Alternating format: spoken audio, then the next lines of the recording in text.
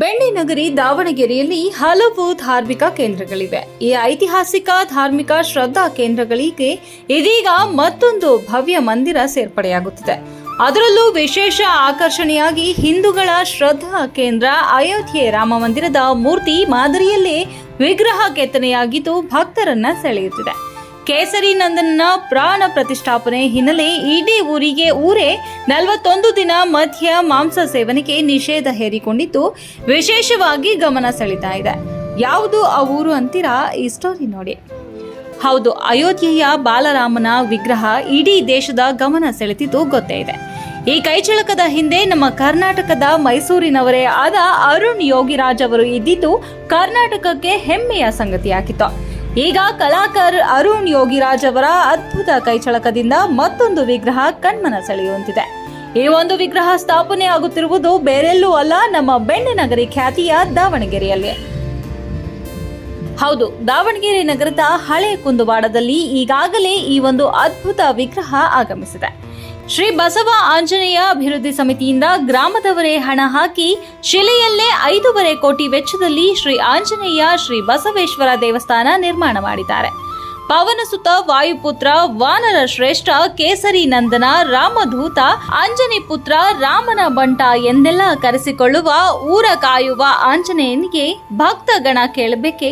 ಅತಿ ಹೆಚ್ಚು ಭಕ್ತಗಣ ಹೊಂದಿರೋ ಹನುಮನ ಭವ್ಯ ದೇವಸ್ಥಾನ ಉದ್ಘಾಟನೆಗೆ ಸಿದ್ಧವಾಗಿದ್ದು ಇದೇ 17ರಂದು ಅತಿ ಹೆಚ್ಚು ಭಕ್ತಗಣ ಹೊಂದಿರೋ ಹನುಮನ ಭವ್ಯ ದೇವಸ್ಥಾನ ಉದ್ಘಾಟನೆಗೆ ಸಿದ್ಧವಾಗಿದ್ದು ಇದೇ 17ರಂದು ವಿರಾಜಮಾನವಾಗಲಿದೆ.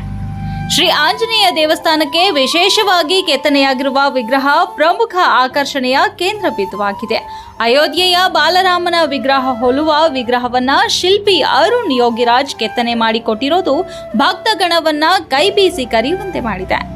5.5 ಕೋಟಿ ರೂಪಾಯಿ ವೆಚ್ಚದಲ್ಲಿ ಆಕರ್ಷಕ ದೇಗುಲ, ವಿಶಾಲ ಆವರಣ ಹೊಂದಿರುವ ದೇವಸ್ಥಾನವನ್ನ ಸಂಪೂರ್ಣವಾಗಿ ಶಿಲೆಯಲ್ಲೇ ನಿರ್ಮಿಸಲಾಗಿದೆ. ಪಕ್ಕದಲ್ಲೇ ಬಸವೇಶ್ವರ ದೇವಸ್ಥಾನವನ್ನ ಅಚ್ಚುಕಟ್ಟಾಗಿ ಸುಂದರವಾಗಿ ಕಟ್ಟಲಾಗಿದೆ. ಈ 2 ದೇಗುಲಗಳನ್ನ ಶಿಲ್ಪಿಗಳಾದ ತಮಿಳುನಾಡಿನ ಎಸ್ ವಡಿವೇಲು, ಕೆಆರ್ ಮಾರಿಯಪ್ಪನ್ ಕಟ್ಟಿಕೊಟ್ಟಿದ್ದಾರೆ. ಗ್ರಾಮಸ್ಥರು ದಾನಿಗಳಿಂದ ದೇಣಿಗೆ ಪಡೆದು ಗ್ರಾಮದ ಮುಖಂಡರು, ಯುವಕರು ಸತತ ಪರಿಶ್ರಮದಿಂದ ದೇವಸ್ಥಾನಗಳು ನಿರ್ಮಾಣಗೊಂಡಿವೆ. ಮುಜರಾಯಿ ಇಲಾಖೆಗೆ ದೇವಸ್ಥಾನ ಸೇರಿದ್ದರೂ ಇಲಾಖೆ ನಯಾ ಪೈಸೆ ನೀಡಿಲ್ಲ ಎಂದು ಗ್ರಾಮಸ್ಥರು ಆರೋಪ. ಆದರೂ ಸಹ ಛಲ ಬಿಡದೆ ದೇಣಿಗೆ ಸಂಗ್ರಹಿಸಿ ಅದ್ಭುತವಾಗಿ ದೇವಸ್ಥಾನ ನಿರ್ಮಾಣ ಮಾಡಲಾಗಿದೆ. ಇದೇ 16, 17ರಂದು ಈ 2 ದೇವಸ್ಥಾನಗಳು ಅದ್ದೂರಿಯಾಗಿ ಉದ್ಘಾಟನೆ ಸಿದ್ಧವಾಗಿದೆ. 5 ದಿನಗಳ ಕಾಲ ಮನೆಯಲ್ಲಿ ಯಾರೂ ಸಹ ಅಡುಗೆ ಮಾಡುವಂತಿಲ್ಲ. ಇಡೀ ಗ್ರಾಮಸ್ಥರಿಗೆ ಭಕ್ತಾದಿಗಳಿಗೆ 5 ದಿನ ಅನ್ನ ಸಂತರ್ಪಣೆ ಏರ್ಪಡಿಸಲಾಗಿದೆ. ಆಂಧ್ರ ಪ್ರದೇಶದ ತಿರುಪತಿ ದೇವಸ್ಥಾನ ಹಾಗೂ ಪೂರ್ವ ಗೋದಾವರಿಯ ಪಂಡಿತರಿಂದ ದೇವಯಜ್ಞ, ವಿವಿಧ ಹೋಮಗಳ ಮೂಲಕ ದೇವರ ಪ್ರಾಣ ಪ್ರತಿಷ್ಠಾಪನೆ ಜರುಗಲಿವೆ. ಈ ಹಿನ್ನೆಲೆ ಗ್ರಾಮದಲ್ಲಿ 41 ದಿನಗಳ ಕಾಲ ಮದ್ಯ ಮಾಂಸ ಮಾರಾಟ, ಸೇವನೆ ಸಂಪೂರ್ಣವಾಗಿ ನಿಷೇಧ ಮಾಡಲಾಗಿದ್ದು ಕಟ್ಟುನಿಟ್ಟಿನಿಂದ ಪಾಲನೆ ಮಾಡಲಾಗುತ್ತಿದೆ. ಫೆಬ್ರವರಿ 17ರಂದು ಬೆಳಗ್ಗೆ 11ಕ್ಕೆ ಧಾರ್ಮಿಕ ಸಭೆ ನಡೆಯಲಿದ್ದು ಸಾನ್ನಿಧ್ಯವನ್ನ ಸಿರಿಗೆರೆಯ ಬ್ರಹ್ಮನ್ ಮಠದ ಡಾಕ್ಟರ್ ಶಿವಮೂರ್ತಿ ಶಿವಾಚಾರ್ಯ ಶ್ರೀಗಳು, ಕಾಗಿನೆಲೆ ಮಹಾಸಂಸ್ಥಾನದ ಶ್ರೀ ಕನಕ ಗುರುಪೀಠದ ನಿರಂಜನಾನಂದ ಪುರಿ ಶ್ರೀಗಳು ಸೇರಿದಂತೆ ಸ್ವಾಮೀಜಿ ವಹಿಸಲಿದ್ದಾರೆ.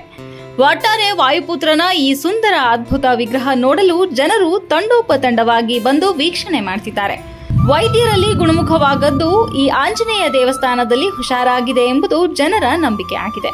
ಅಷ್ಟರ ಮಟ್ಟಿಗೆ ಮಹಿಮೆ ಹೊಂದಿದೆ. ಹಲವು ಪವಾಡಗಳ ಮೂಲಕ ಹಳೆ ಕುಂದುವಾಡ ದೇವಾಲಯ ಸಾಕ್ಷಿಯಾಗಿದ್ದು ಊರ ಕಾಯೋ ನಂಬಿಕೆಯ ಹನುಮನಿಗೆ ಗ್ರಾಮದ ಜನ ಮದ್ಯ ಮಾಂಸ ತ್ಯಜಿಸಿರೋದು ನಿಜಕ್ಕೂ ಮೆಚ್ಚುವಂತದ್ದಾಗಿದೆ.